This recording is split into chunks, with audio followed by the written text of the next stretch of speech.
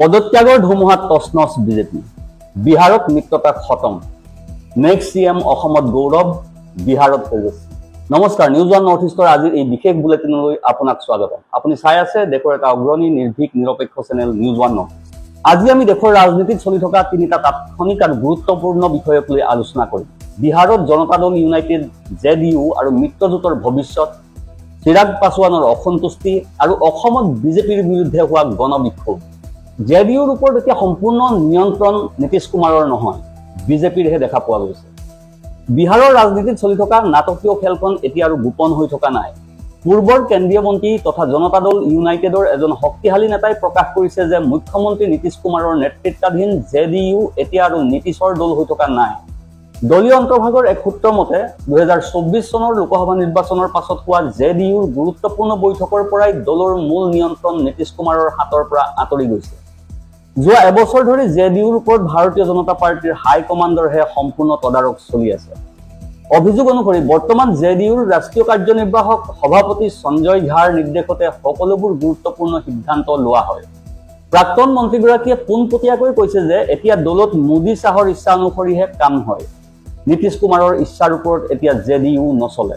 সঞ্জয় ঝা জেডিইউৰ টিকটত ৰাজ্যসভালৈ নিৰ্বাচিত হোৱাটোৱে জেডিইউৰ অন্দৰমহলত বহু প্ৰশ্নৰ উত্থাপন কৰিছে অভিযোগ অনুসৰি এয়া বিজেপিৰ শীৰ্ষ নেতা অমিত শাহৰ সৈতে হোৱা এক পুৰণি চুক্তিৰ ফল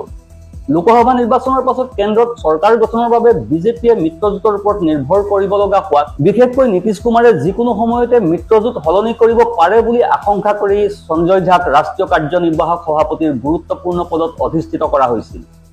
সঞ্জয় ঝাই ৰাষ্ট্ৰীয় কাৰ্যনিৰ্বাহক সভাপতিৰ দায়িত্ব লোৱাৰ পিছৰ পৰাই নীতিশ কুমাৰৰ কথাত বিজেপিৰ শীৰ্ষ নেতৃত্বই বিশেষ গুৰুত্ব নিদিয়ে বুলি জানিব পৰা গৈছে ইপিনে নিৰ্বাচনৰ প্ৰাক মুহূৰ্তত নীতিশ কুমাৰৰ জেডিইউত বিদ্ৰোহৰ সূচনা হৈছে আৰজেডিলৈ গমন কৰিছে বিহাৰৰ প্ৰভাৱশালী নেতা লক্ষেশ্বৰ ৰায় দলীয় স্বেচ্ছাচাৰিতাৰ ফলত জেডিইউত এতিয়া উঠিছে পদত্যাগৰ ধুমুহা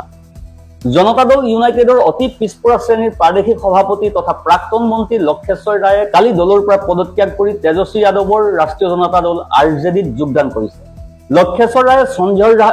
লক্ষেশ্বৰ ৰায়ে সঞ্জয় ঝাৰ বিৰুদ্ধে গুৰুতৰ অভিযোগ উত্থাপন কৰি কৈছে যে জেডিইউত এতিয়া কেৱল সঞ্জয় ঝাৰ একচ্ছত্ৰীয় শাসন চলিছে যাৰ বাবে নীতিশ কুমাৰকো নাপাত্তা কৰি পেলোৱা হৈছে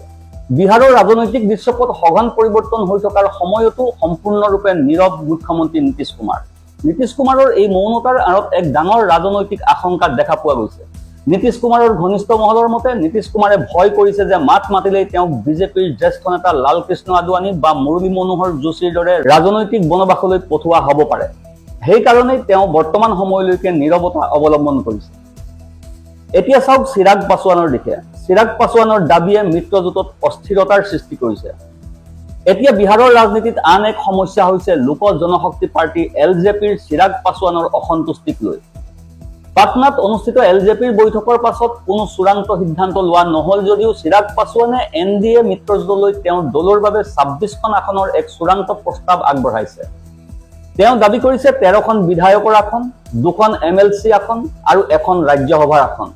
এই বৃহৎ সংখ্যক আসনৰ দাবীত স্পষ্ট হৈ পৰিছে যে পাছৱানে তেওঁৰ ৰাজনৈতিক আকাংক্ষা এৰি দিবলৈ সাজু নহয় যদি মিত্ৰজোঁটে চিৰাগৰ দাবী পূৰণ নকৰে তেন্তে তেওঁৰ বাবে কেইবাটাও বিকল্প পথ মুকলি আছে